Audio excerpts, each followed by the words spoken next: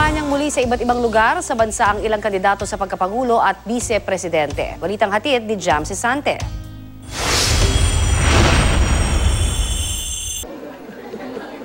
Sa mga miyembro ng shipping industry, isang religious group at mga health professional ng kampanya ang tandem ni Davao City Mayor Rodrigo Duterte at Senador Alan Peter Cayetano.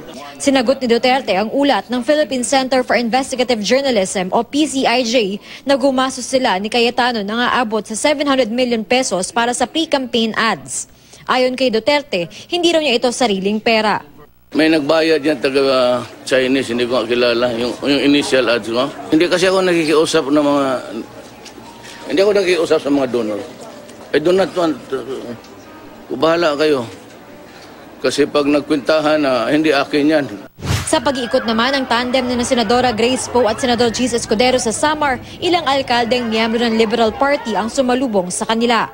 Tinanong ng media si Poe tungkol dito, lalo pat binanggit niya na may mga politiko raw na hindi niya kaalyado na nagpapahiwatig sa kanya ng suporta. Oo.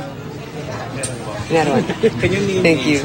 Wag na lang. Sila na lang. Kaya nga ayaw nila lumabas natatakot nga sila Pero paglilinaw ni Nagandara Mayor Eufemio Oliva at San Jorge Mayor Nancy Gray ng Liberal Party, sinalubong lamang nila sina Poe at Escudero bilang respeto sa mga senador.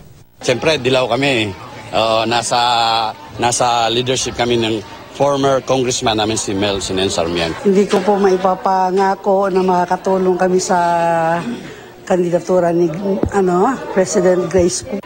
Itinanggi naman ni Poe ang ulat ng PCIJ na umabot sa tinatayang 1 billion pesos ang gastos nila ni Escudero para sa pre-campaign ads. Ayon kay Poe, napakalaki raw ng halagang ito at nakadokumento naman daw ang lahat ng kanilang gastos sa kampanya. Bumisita naman sa isang pagawaan ng Candies sa Imus, Cavite ang mga pambato ng administrasyon na sina dating DILG Secretary Mar Rojas at Camarines Sur Representative Leni Robredo. Nag-ikot din ang dalawa sa Bacoor, Carmona, Tagaytay at Dasmariñas. Sinagot ni Rojas ang hamong lifestyle check ni Senador Miram Defensor Santiago kasunod ng inilabas na ulat ng PCIJ na gumastos sila ni Robredo na aabot sa 1.3 billion pesos para sa pre-campaign ads. Sabi ni Rojas, personal na pera at galing sa mga donasyon ang ginagastos ng Daang Matuwid Coalition. Lahat itong mga suporta o yung mga ads ay isasubmit matapos yung halalan. So bukas lahat ng mga records, wala tayong tinatago. Malinis po ang ating track record. Walang schedule ng kampanya sa Senadora Miram Defensor Santiago ng People's Reform Party. Pero sa Mindanao nag-iikot ang kanyang katambal na sa Senador Bongbong Marcos. Wala namang schedule ng kampanya mga pambato ng United Nationalist Alliance na sina Vice President Jejomar Binay at Senador Gringo Honasan. Pero sa isang pahayag, sinagot din ng una ang ulat ng PCIJ na gumastos si Binay at Honasan ng 1.1 billion pesos para sa pre-campaign ads.